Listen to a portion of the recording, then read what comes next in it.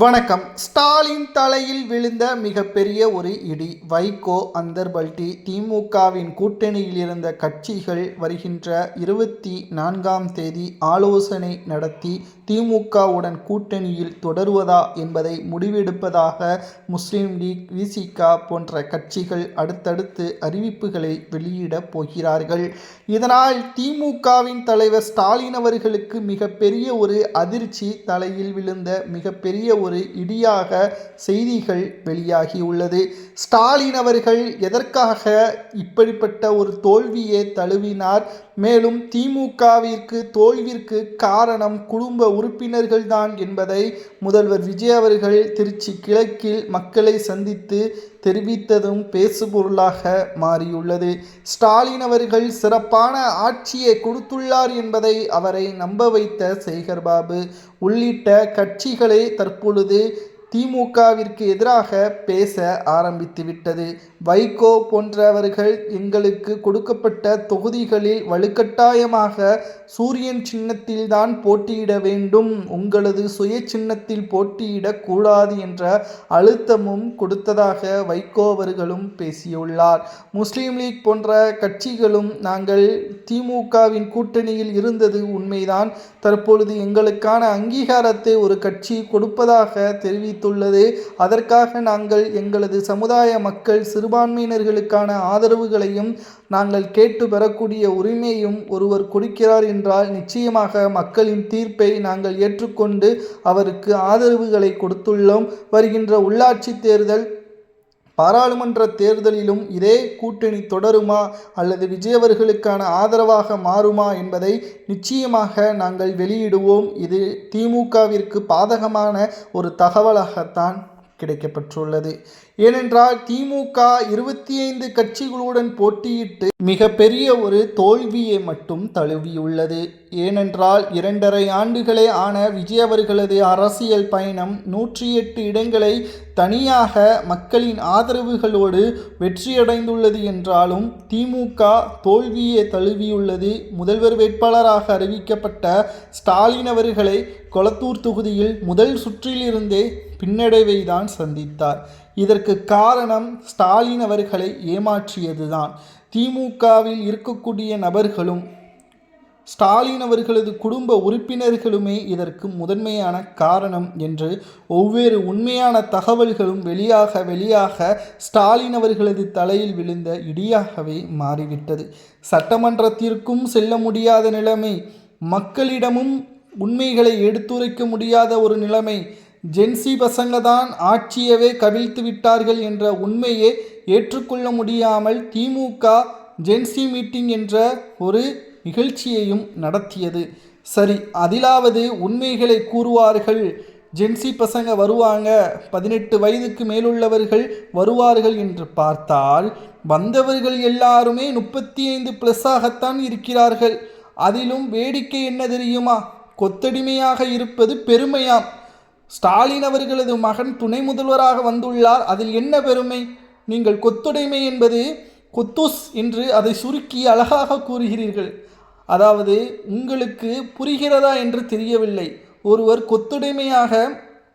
கொத்தூசாக நீங்கள் இருக்கிறீர்கள் என்றால் உங்களுக்கான அங்கீகாரம் அங்கு மறுக்கப்படுகிறது. வாரிசாக திமுகவில் இருக்கக்கூடியவர்களே அதன் பயனை அடைகிறார்கள். இது கூட தெரியாமல் ஜென்சி பசங்க என்று கூறி நிகழ்ச்சிகளை நடத்தி உண்மையான ஜென்சி பசங்களிடம் தற்பொழுது அடிவாங்கக்கூடிய நிகழ்வுகளையும் சமூக வலைதளங்களில் நம்மால் பார்க்க முடிகிறது. திராவிட முன்னேற்ற கழகத்தின் நிலைமையை நினைத்தால் நமக்கு நிச்சயம் வருத்தமாகத்தான் இருக்கிறது. இதற்கு காரணம் என்ன தெரியுமா? உண்மையான சிறந்த நல்லாட்சியை தான் ஸ்டாலின் கொடுத்ததாக அவரையே நம்ப வைத்துள்ளார்கள். பல முறை கேட்டுள்ளார், தமிழ்நாட்டில் நல்ல ஆட்சி நடக்கிறதா, எந்த தொகுதியிலாவது ஏதாவது பிரச்சனை இருக்கிறதா, ஏதாவது சரி செய்ய முடியுமா என்பதை 4வது ஆண்டு இறுதியிலிருந்து கேட்க ஆரம்பித்துள்ளார் ஸ்டாலின் அவர்கள். ஏனென்றால் தோல்வியின் பயம். பல ஆண்டுகள் அரசியலில் இருக்கிறார் அல்லவா, மக்கள் எப்படிப்பட்டவர்கள், எப்பொழுது அந்தர்பல் அடிப்பார்கள் என்பது ஸ்டாலின் அவர்களுக்கு நன்றாகவே தெரியும். ஆனால் அவர் கூட இருக்கக்கூடியவர்கள் என்ன தெரிவித்தார்கள் தெரியுமா?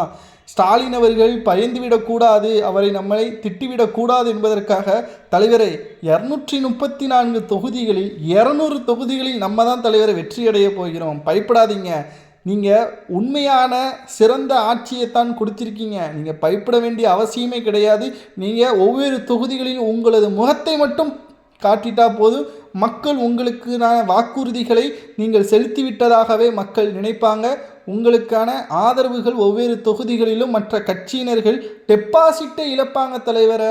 அந்த 234 தொகுதிகளில் 210 தொகுதிகள் திமுக, அந்த 15 தொகுதிகளுக்கு மேலே தான் அதிமுகவோ அல்லது விஜயோ வருவதற்கு வாய்ப்புகள் இருக்கிறது தலைவரை அப்படின்னு பேசியே ஸ்டாலினை கவுத்து விட்டார்கள். இதுதான் தேர்தல் ரிசல்ட் அன்னைக்கு ஸ்டாலின் அவர்களால் மீண்டு வர முடியாத ஒரு துயரம். சேகர்பாபு ஆளே காணோம். அவர் மத்தியானத்துக்கு மேலே வெளியில் போயிட்டார். இரவில் சேகர்பாபு அவர்களை தொடர்பு கொண்ட ஸ்டாலின் அவர்களது உதவியாளர் பயந்துகிட்டே மறுநாள் வீட்டிற்கு வருகிறார், ஸ்டாலின் அவர்களது வீட்டிற்கு.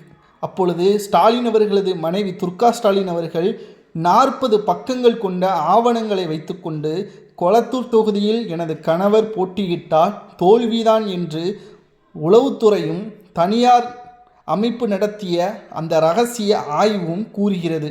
இது உங்களுக்கும் தெரியும். பிறகு எதற்காக எனது கணவரை அந்த இடத்தில் போட்டியிட வைத்தீர்கள்? மேலும் சேகர்பாபு போட்டியிட்ட துறைமுகம் தொகுதியில் வெற்றி. சேகர்பாபு போட்டியிட்ட துறைமுகமும் கொளத்தூர் தொகுதியும் சுமார் 20 கிலோமீட்டர் தொலைவு தான். புரிகிறதா? கொளத்தூர் தொகுதியில் ஸ்டாலின் தோல்வியை தழுவினார், துறைமுகம் தொகுதியில் சேகர்பாபு வெற்றியடைந்து விட்டார். இங்கு என்ன பிரச்சனை என்றால், துறைமுகம் தொகுதியில்தான் அதிக நேரம் ஸ்டாலின் அவர்கள் பிரச்சாரமும் சேகர்பாபு பிரச்சாரமும் நடத்தினார்கள். கொளத்தூர் தொகுதியை அப்படியே விட்டுவிட்டார்கள். இதுதான் முக்கியமான தோல்விற்கு காரணம். பல தனியார் நிறுவனங்களிடமிருந்து பணத்தை பெற்றுக்கொண்டு கமிஷனாக சேகர்பாபு அவர்கள் திமுகவிற்கு அவப்பெயரையும் ஏற்படுத்தியுள்ளார். நீங்கள் நன்றாக கவனித்து பாருங்கள். கடந்த 15 நாட்களாக தேர்தல் முடிவுகள் வெளியாகி ஒரு 15 நாட்களாக சேகர்பாபுவிற்கு எந்த ஒரு முக்கியத்துவமும் கொடுத்திருக்க மாட்டார்கள். ஏன் மாவட்ட செயலாளர்கள் கூட்டத்தின் போது கூட கடைசியாக அங்கே ஓரமாகத்தான் சேகர்பாபு அவர்கள் இருந்திருப்பார். இதற்கு காரணம் என்ன தெரியுமா? நம்பிக்கை துரோகம்தான். சேகர்பாபு மீது அதிகமான நம்பிக்கை வைத்திருந்தார் ஸ்டாலின் அவர்கள். அதை அவர் சரியாக பயன்படுத்தவில்லை. நீங்கள் ஊழல் அடிங்க, என்னன்னாலும் செய்யுங்க, ஆனால் தொகுதி மக்களை விட்டுவிடாதீர்கள், அவர்களுக்கான அடிப்படை வசதியாவது செய்து கொடுங்கள் என்பதுதான் ஸ்டாலின் அவர்களது நோக்கமாக இருந்தது. ஆனால் எதையுமே செய்யாத காரணத்தினால் முதல்வர் விஜய் அவர்கள் மக்களின் மாற்றத்திற்காக மக்கள் வாக்குகளை செலுத்தியது ஸ்டாலின் அவர்களது தலையில் விழுந்த மிகப்பெரிய ஒரு இடியாகவே மாறிவிட்டது. தற்பொழுது கூட்டணி கட்சிகளது அந்தர்பல்ட்டியும், வைகோ, முஸ்லீம் லீக், விசிகா போன்றவர்களது அந்தர்பல்ட்டியும் மீண்டு வர முடியாத அளவிற்கு தோல்வியை ஏற்படுத்தியுள்ளது.